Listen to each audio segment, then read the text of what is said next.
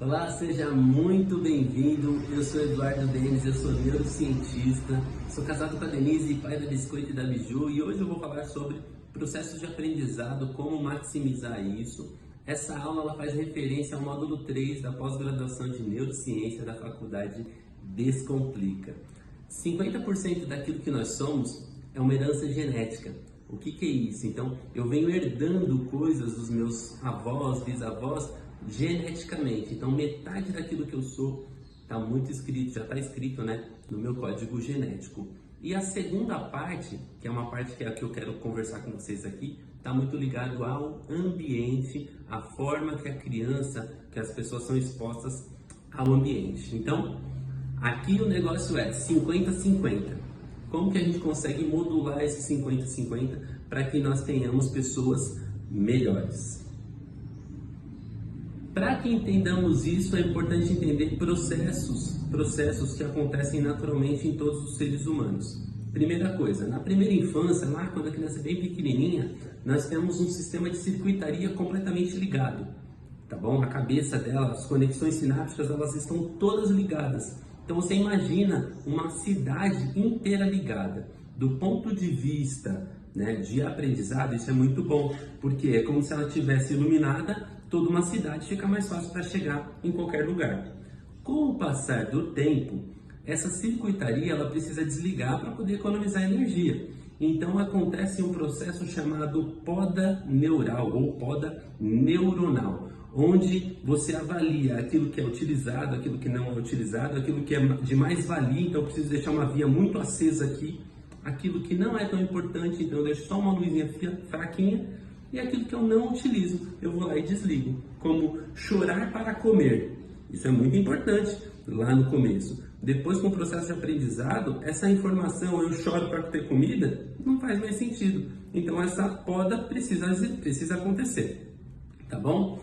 Então, falando de poda neuronal, a gente tem esse sistema maravilhoso de circuitaria sináptica, onde a gente vai aprendendo, desaprendendo, aprendendo e desaprendendo durante toda a vida, mas principalmente na primeira infância, com esse conceito de poda neural, quanto mais estímulos nós tivermos, mais essa criança vai ter conexões sinápticas que ela vai poder usar mais adiante.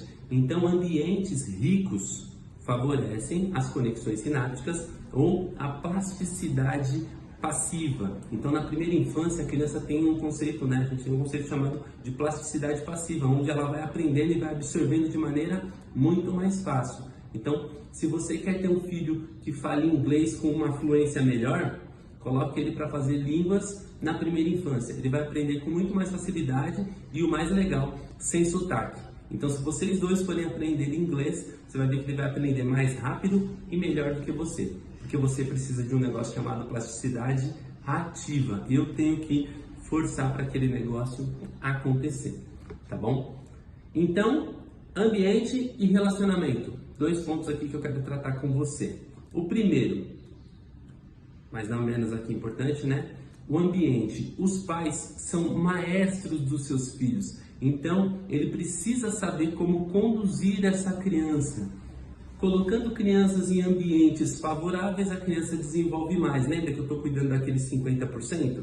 Que é o ambiente. Então, um ambiente adequado em casa, um ambiente adequado na escola é importantíssimo.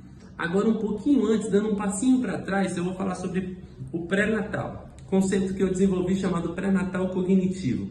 O pré-natal ele serve para que a criança tenha melhores condições de vir ao mundo com saúde. E o pré-natal cognitivo já é um processo onde cada passo que o pai dá vai ser referente a desenvolver melhor essa criança, mas ele está muito voltado ao pai.